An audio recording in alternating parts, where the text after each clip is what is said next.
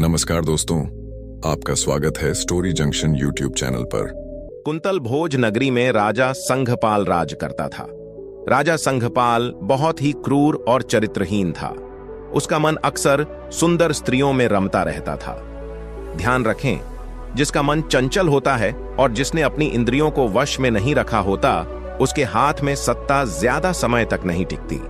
राजा संघपाल के राज्य में एक गरीब मछुआरा भी रहता था। वह रोज मछलियां पकड़कर उन्हें बेचकर अपने परिवार का गुजारा करता था।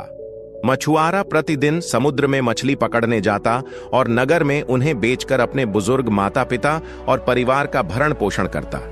इसी तरह से उसका जीवन चल रहा था। समय बीतता गया। एक दिन मछुआरा हमेशा की तरह समुद्र में मछली पकड़ने गया। उसी समय नागलोक के राजा नागराज भद्रसाल अपनी पुत्री चंद्रिका के साथ समुद्र किनारे भ्रमण के लिए निकले। नाग कन्या चंद्रिका अत्यंत सुंदर और मनमोहक थी।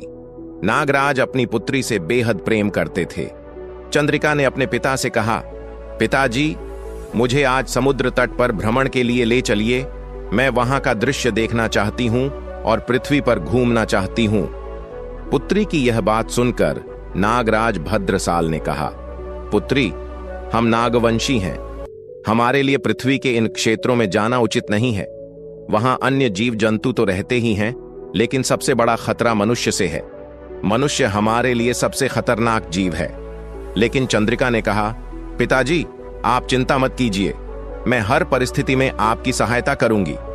पुत्री की जिद के आगे नागराज भद्रसाल मान गए और समुद्र किनारे जाने के लिए तैयार हो गए।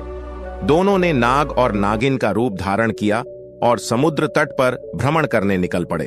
उधर मछुआरा भी समुद्र तट पर पहुंच चुका था। उसने समुद्र में अपना जाल फेंका।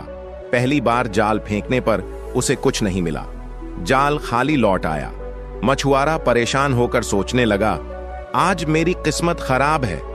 अगर मछलियां नहीं पकड़ी गईं, तो मेरे परिवार का गुजारा कैसे होगा? घर में मेरे 2 बुजुर्ग माता पिता भी हैं। मछुआरे ने हिम्मत नहीं हारी। उसने जाल को समेटा और दोबारा समुद्र में फेंका, लेकिन दूसरी बार भी जाल खाली निकला। अब मछुआरा और भी परेशान हो गया। मछुआरा तीसरी बार हिम्मत जुटाकर अपना जाल समुद्र में फेंकता है। इस बार जाल में कुछ ऐसा फंसा जिसने उसकी पूरी दुनिया बदल दी। जाल में नागराज भद्रसाल फंस गए, जबकि उनकी बेटी चंद्रिका, जो थोड़ी दूर पीछे चल रही थी, जाल से बच गई। मछुआरे ने जैसे ही जाल खींचा, उसमें फंसे नाग को देखकर वह डर गया। वह सोचने लगा, यह तो सांप है, कहीं यह मुझे काट ना ले। दूसरी तरफ नागराज भद्रसाल मन ही मन घबरा रहे थे। यह मछुआरा मुझे नहीं छोड़ेगा, आज मेरा अंत निश्चित है।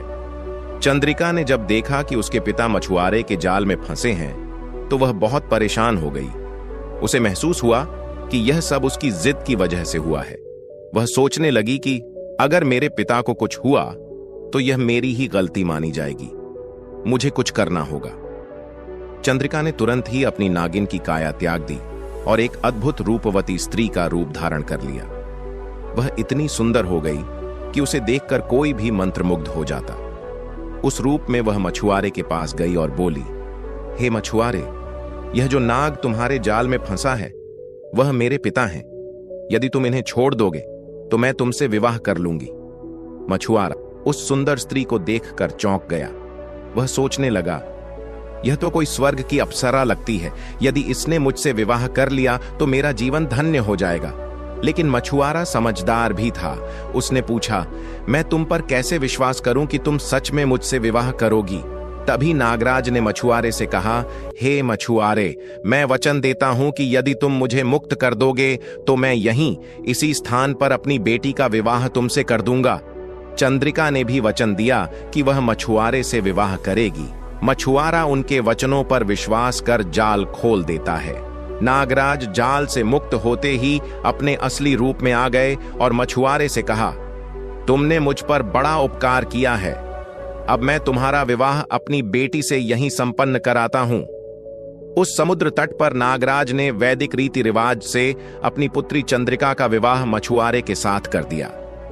विवाह के बाद चंद्रिका अपने नए घर मछुआरे की झोपड़ी में आ गई। झोपड़ी में आने के बाद चंद्रिका ने देखा कि उसका पति अत्यंत गरीब है और उनका जीवन बहुत कठिन है, लेकिन उसने इसे अपना धर्म समझा और कभी शिकायत नहीं की। वह खुशी खुशी अपने पति के साथ रहने लगी। मछुआरा रोज की तरह समुद्र में मछलियां पकड़ने जाता और अपनी आजीविका चलाता। एक दिन राजा संघपाल का एक सेनापति उस क्षेत्र में घूमते घूमते मछुआरे की झोपड़ी तक पहुंच गया। उसने देखा कि मछुआरे के पास एक अत्यंत सुंदर स्त्री बैठी है। उसकी सुंदरता देखकर सेनापति दंग रह गया। वह सोचने लगा, इतनी सुंदर स्त्री मछुआरे के साथ कैसे हो सकती है? यह तो किसी राजमहल की शोभा बढ़ाने के लायक है। इसे यहां झोपड़ी में देखकर इसका जीवन बर्बाद लग रहा है। मुझे यह खबर महाराज को देनी चाहिए। सेनापति तुरंत राजा संघपाल के पास पहुंचा और बोला, महाराज, हमारे राज्य में मछुआरे के घर में ऐसी स्त्री है जिसकी सुंदरता के आगे आपकी रानियां भी फीकी पड़ जाएंगी। उसका चेहरा चंद्रमा की तरह चमकता है। ऐसा लगता है कि वह कोई देवकन्या है। राजा यह सुनकर हैरान रह गया। उन्होंने कहा, सेनापति, मुझे यकीन नहीं होता। क्या तुमने सही देखा? सेनापति ने कहा, महाराज, यदि आप विश्वास नहीं करते तो स्वयं चलकर देख लीजिए। राजा संघपाल अब उस मछुआरे की झोपड़ी की ओर जाने की योजना बनाने लगा। सेनापति राजा संघपाल को लेकर मछुआरे की झोपड़ी पर पहुंचता है। राजा संघपाल अपने मंत्रियों और सेनापति के साथ मछुआरे के घर आते हैं। मछुआरा राजा को देखकर उनके चरणों में गिर जाता है और कहता है, भगवान, आपने मेरे घर आने का कष्ट क्यों किया? मुझे बता दिया होता, मैं स्वयं आपके पास आ जाता। राजा संघपाल मछुआरे से कहते हैं, हे मछुआरे, तुम्हें इतनी सुंदर पत्नी कहां से मिली? यह तो किसी राजा की रानी मालूम पड़ती है। मछुआरा उत्तर देता है, महाराज, इसने समुद्र तट पर मुझसे वैदिक रीति से विवाह किया। यह मेरी पत्नी है और अब यह मेरे साथ रहती है। राजा कहते हैं, मछुआरे, इतनी सुंदर पत्नी तुम्हारे पास नहीं हो सकती। यह केवल राजा का अधिकार है कि वह इतनी सुंदर स्त्री को रानी बनाए।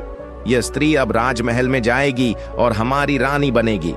राजा की बात सुनकर मछुआरा उदास हो जाता है और कहता है, महाराज, यह तो अन्याय होगा। आप सर्वशक्तिमान हैं, जो चाहें कर सकते हैं, लेकिन यह धर्म के विरुद्ध है। राजा उत्तर देते हैं, मछुआरे, तुम्हें हमारी 3 शर्तें माननी होंगी। यदि तुम इन शर्तों को पूरा कर लोगे तो यह स्त्री तुम्हारी रहेगी, अन्यथा तुम्हें इस पत्नी को राजमहल में भेजना होगा और देश छोड़कर जाना पड़ेगा। मछुआरा कहता है, महाराज, मैं आपकी शर्तें कैसे पूरी करूंगा? मैं तो एक साधारण गरीब मछुआरा हूं। राजा जवाब देते हैं, यह तुम्हारा मसला है। यदि तुम्हें अपनी पत्नी रखनी है तो हमारी शर्तें माननी ही होंगी। इतना कहकर राजा और मंत्री दरबार में लौट आते हैं। उधर मछुआरा उदास मन से अपनी पत्नी चंद्रिका के पास जाता है। नागकन्या अपने पति का उदास चेहरा देखकर पूछती है, हे प्राणनाथ, आपकी उदासी का कारण क्या है? क्या राजा की धमकी से आप डर गए? मछुआरा कहता है, प्रिय, मैं धर्म संकट में फंस गया हूं। राजा, योगी और अग्नि की उल्टी रीत होती है, इनसे बचकर चलना ही ठीक है। राजा स्त्री को चाहे तो उसे भूलकर भी इनकार नहीं करना चाहिए। यदि तुम मेरे पास रहोगी तो राजा हमें नहीं छोड़ेगा और हमें मरवा डालेगा। तुम्हें राजा के महल में चले जाना चाहिए ताकि तुम्हारा जीवन स्वर्ग जैसा हो जाए और मेरी जान बच सके। चंद्रिका ने पति की बातें सुनकर कहा, हे स्वामी, आपने यह कैसे कह दिया? मेरा विवाह आपसे हुआ है। मेरे पिता ने स्वयं आपका चयन किया। मेरे लिए आप ही राजा हैं। आपकी झोपड़ी मेरे लिए राजमहल से कम नहीं। मैं आपके साथ अंतिम सांस तक रहूंगी। मछुआरा चिंतित होकर कहता है, हे नागकन्या, फिर राजा की शर्तों का पालन कैसे होगा? चंद्रिका कहती है, आप राजा के दरबार में जाएं और उनकी शर्तों के बारे में पूछें। कहें कि हम उनकी शर्तें पूरी करने को तैयार हैं। अगर हमने तुम्हारी शर्तों को पूरा कर दिया तो तुम्हें भी देश निकाला दिया जाएगा। तुम्हें भी राज छोड़ना होगा। शर्त हारने के बाद तुम्हें इस राज्य पर राज्य करने का अधिकार नहीं रहेगा। अगले दिन मछुआरा राज दरबार में पहुंचा। राजा संघपाल कहने लगे, मछुआरे, हमारी पहली शर्त यह है कि हमारे घर में एक मुर्गा है। अगर तुम्हारा मुर्गा हमारे मुर्गे को हरा देता है तो तुम जीत जाओगे, लेकिन अगर हमारा मुर्गा जीत गया तो तुम्हारी पत्नी हमारे राजमहल में रहेगी और तुम्हें देश निकाला दे दिया जाएगा। मछुआरा बोला, महाराज, मुझे आपकी शर्त मंजूर है, लेकिन अगर मेरा मुर्गा जीत गया तो देश निकाला आपको भी होना चाहिए। राजा कहने लगा, ठीक है, मुझे तुम्हारी शर्त मंजूर है। राजा ने दूसरे दिन ऐलान कर दिया। पूरे शहर में मुनादी करवा दी गई कि अगले दिन महाराज का मुर्गा मछुआरे के मुर्गे के साथ लड़ेगा। दूसरे दिन पूरे शहर की भीड़ मुर्गों की लड़ाई देखने के लिए जमा हो गई। मछुआरा चिंतित था। उसने अपनी पत्नी नागकन्या से कहा, प्रिय, हमारा मुर्गा महाराज के मुर्गे को कैसे हरा पाएगा? नागकन्या बोली, आप चिंता मत करें, हमारा मुर्गा ही जीतेगा। नागकन्या तुरंत नागिन के रूप में पाताल लोक अपने पिता नागराज भद्रसाल के पास पहुंची। उसने सारी बात बताई। नागराज ने कहा, पुत्री, चिंता मत करो, मैं तुम्हें एक शक्तिशाली दिव्य मुर्गा देता हूं। यह ऐसा मुर्गा है कि पृथ्वी के सभी मुर्गे भी इसके सामने नहीं टिक सकते। नागकन्या दिव्य मुर्गा लेकर वापस आई। अगले दिन मछुआरा वह दिव्य मुर्गा लेकर दरबार में पहुंचा।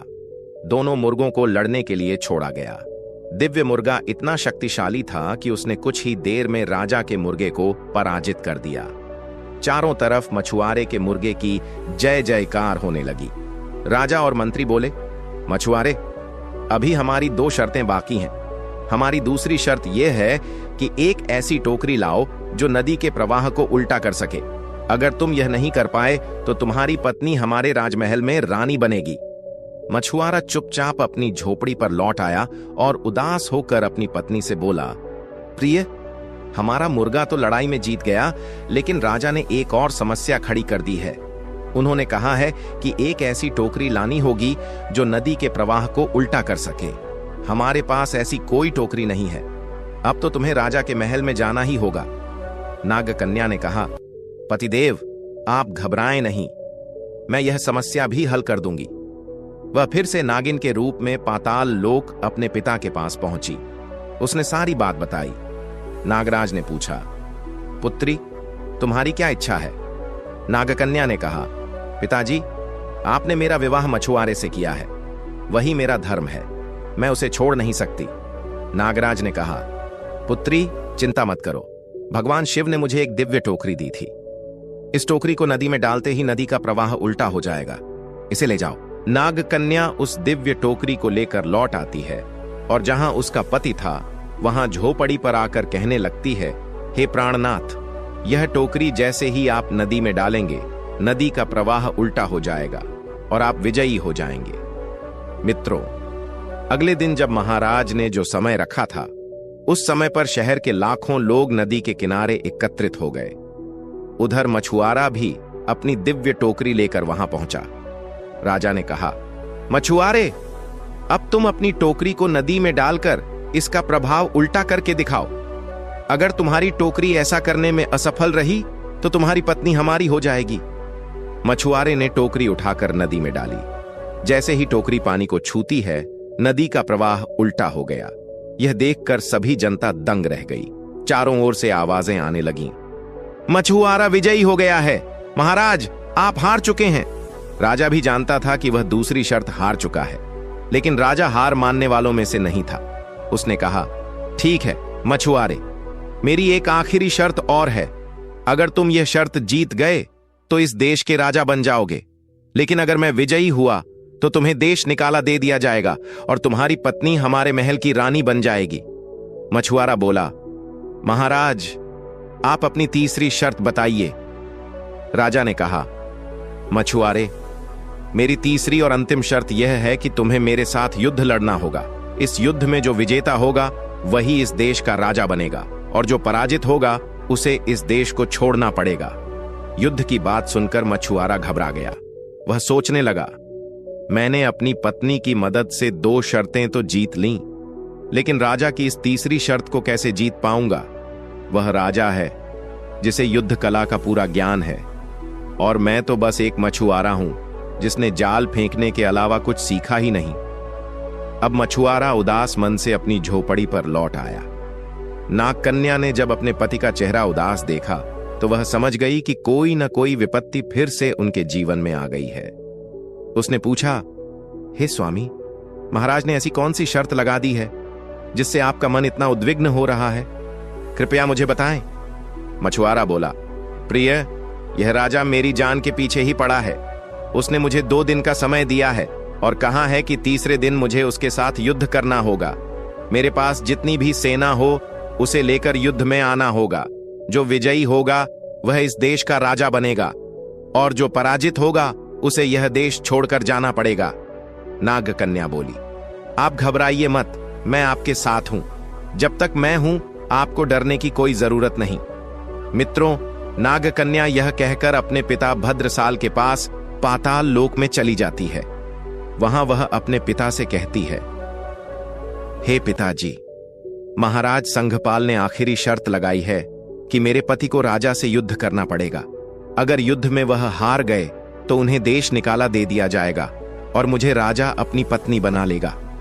मैं बहुत चिंतित हूं क्योंकि मेरे पति को युद्ध करना नहीं आता। तब नागराज भद्रसाल कहते हैं, बेटी, तुम चिंता मत करो। मेरे पास भगवान शिव द्वारा दिया गया एक रस्सी और सोता है। इस रस्सी और सोते की मदद से राजा और उसकी पूरी सेना को पराजित किया जा सकता है। नागराज ने वह रस्सी और सोता अपनी बेटी को दे दिया।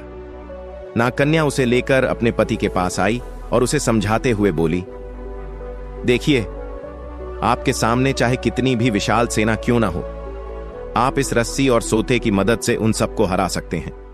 आपको बस इतना कहना है, बांध रस्सी और मार सोता।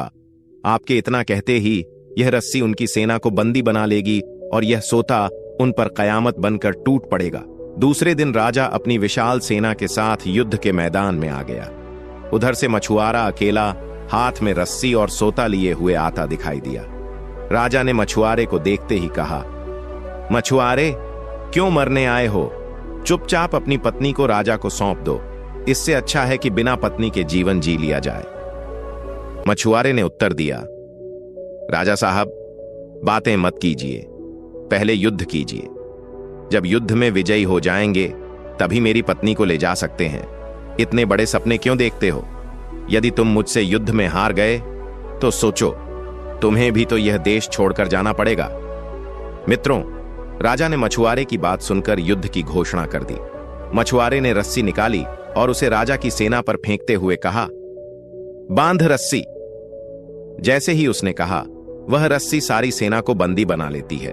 फिर मछुआरे ने सोता निकाला और कहा, मार सोता। उसके इतना कहते ही वह सोता कयामत बनकर राजा संघपाल और उसकी सेना पर टूट पड़ा। सोते ने मार मार कर पूरी सेना को घायल कर दिया। राजा संघपाल का तो बुरा हाल हो गया। सोते की भयंकर मार पड़ने से राजा घबरा गया। वह मछुआरे के सामने हाथ जोड़कर गिड़गिड़ाने लगा, हे मछुआरे, मुझे प्राण दान दो, मैं अपनी पराजय स्वीकार करता हूं। इस प्रकार राजा की हार हो गई और मछुआरा विजयी हुआ। मछुआरे ने राजा से कहा, महाराज, सत्य के अनुसार अब आप इस देश के राजा नहीं रहे। आपको यह राज्य छोड़कर जाना होगा। राजा ने राज्य छोड़ दिया।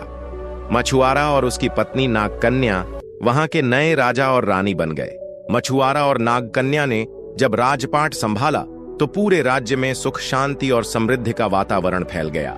नागकन्या अपने ज्ञान और धैर्य से राजमहल का संचालन करती थी, जबकि मछुआरा अपनी सादगी और ईमानदारी से प्रजा का दिल जीत चुका था। उनकी जोड़ी को सभी आदर की दृष्टि से देखते थे। कुछ समय बाद राज्य में खुशी की लहर दौड़ गई जब यह खबर फैली कि रानी नागकन्या गर्भवती है।